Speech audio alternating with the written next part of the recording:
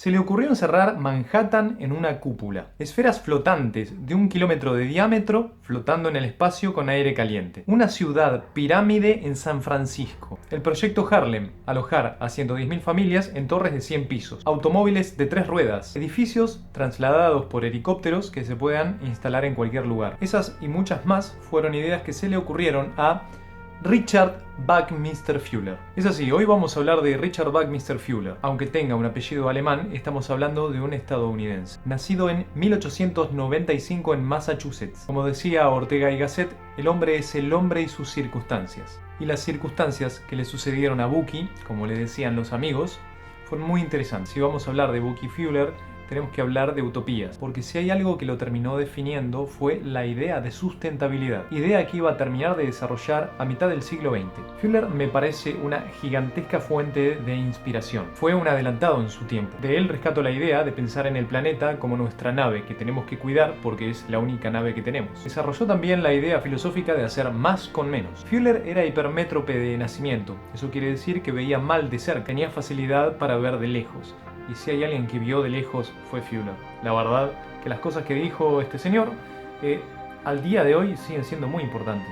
Aclamado como una de las mentes más grandes de nuestro tiempo. A los 18 años ingresó a Harvard, pero parece que por socializar en exceso y por no presentarse a varios exámenes fue expulsado. Después de su expulsión empezó a trabajar en una fábrica en Canadá donde se empezó a interiorizar y le empezó a gustar la maquinaria.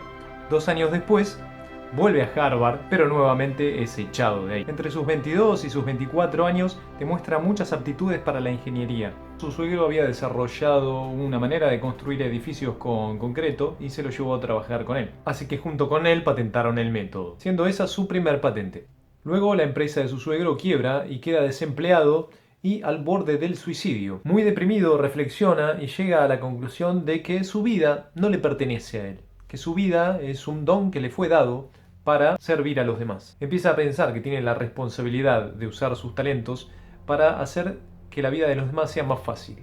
En consecuencia, se recluye 2 años y se pone a investigar. Se propuso tratar de descubrir cuál era la mejor manera que él tenía para ayudar a la humanidad.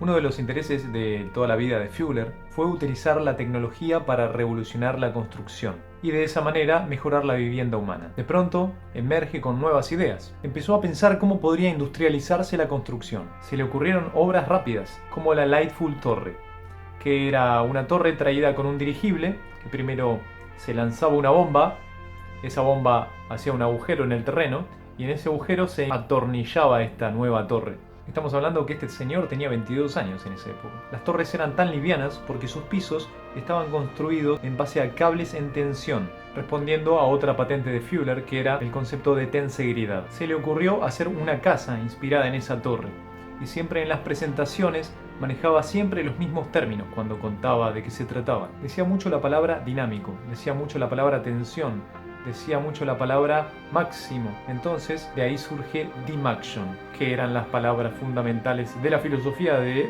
Fuller. Así apareció la Dimaction House, una casa rápidamente producida, construida en base a ese pilar central, mástil y tensores. Esa casa se levanta con un tractor y una polea. Por aquella época era la década del 30 y Henry Ford era una especie de héroe nacional. Por lo tanto, Fuller estaba muy influido sobre el Fordismo. Quería ser el Ford de la vivienda. En aquel momento las estructuras buscaban generalmente la aerodinámica. Rondaba la idea de que la ciencia podía transformar el mundo. Cuando fue el momento de presentar a su auto Dimaction o Dimaction Car, el auto chocó, así que no tuvo mucho éxito en ventas. Pero él siguió experimentando y presentó unos modelos nuevos. Más adelante, el Dimaction Car iba a ser la fuente de inspiración para crear la furgoneta Volkswagen Transporter. Es la década del 30, así que Estados Unidos está en crisis. Se le ocurre reutilizar los silos Butler para transformarlos en viviendas. Tiene relativamente éxito porque se transforma en una vivienda muy barata. Ya tiene 36 años cuando el ejército le empieza a comprar sus casas. Son viviendas muy baratas y por esa época no tiene éxito vendiendo casas familiares porque arranca la Segunda Guerra Mundial. Él había pensado las casas para las familias, pero las termina utilizando el ejército para sus oficinas.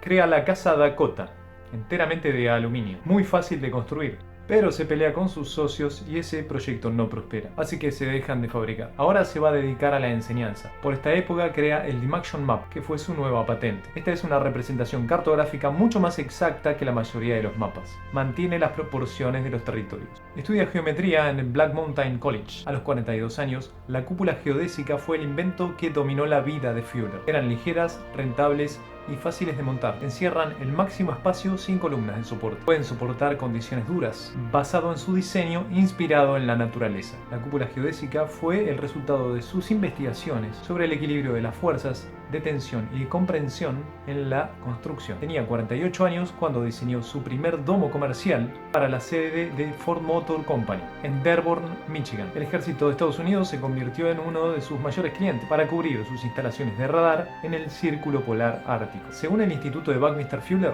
hoy hay alrededor de 300.000 domos alrededor del mundo, que van desde refugios en California y África hasta estaciones de radar en lugares remotos o estructuras geodésicas en lugares infantiles. Acá en el planetario nosotros tenemos la estructura geodésica, acá se ve bien, miren qué piola que está. A los 35 años ya era consultor de ciencia y tecnología para la revista Forbes, esto era en la década del 40. Por aquel entonces empieza a enseñar y dar conferencias en universidades, como por ejemplo en Harvard, lugar donde lo habían echado, y también en el MIT. A los 45 años se convierte en profesor de la Universidad de Illinois, donde él y su esposa vivían ahí en una cúpula geodésica. Fue autor de casi 30 libros y pasó el resto de su vida viajando por el mundo y dando conferencias. Fuller fue reconocido más adelante con muchos premios de arquitectura, ciencia, de industria y de diseño. Tanto en Estados Unidos como en el extranjero, recibió 47 doctorados honorarios. A los 78 años, poco antes de su muerte, recibió la Medalla Presidencial de la Libertad, el más alto honor civil en Estados Unidos,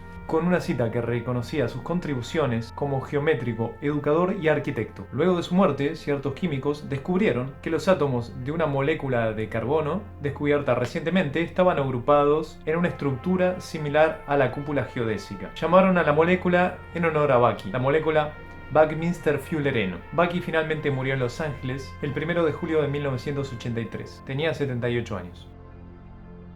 Yo creo que el arte es una herramienta para cambiar la vida de las personas. Una obra colgada en una habitación transmite la misma energía con la que fue creada. Por eso a mí me gusta hacer obras que transmitan buena energía. Siento que es mi manera de aportar a mejorar la vida de la humanidad. De Fuller me inspira la idea de seguir avanzando independientemente de los resultados. Perseguir una idea más grande que uno mismo. Siempre pensar en perspectiva, buscar la complejidad de la simpleza y de ser conscientes de nuestra nave espacial Tierra. Al fin y al cabo hay que cuidarla, ya que todos vamos juntos acá.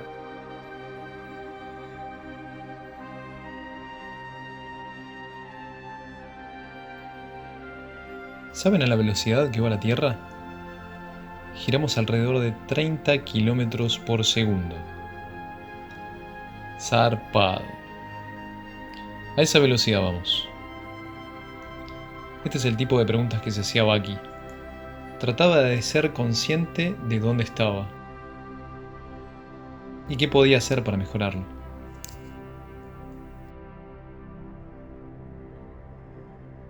Bueno, gente, eso es todo. Nos vemos la próxima.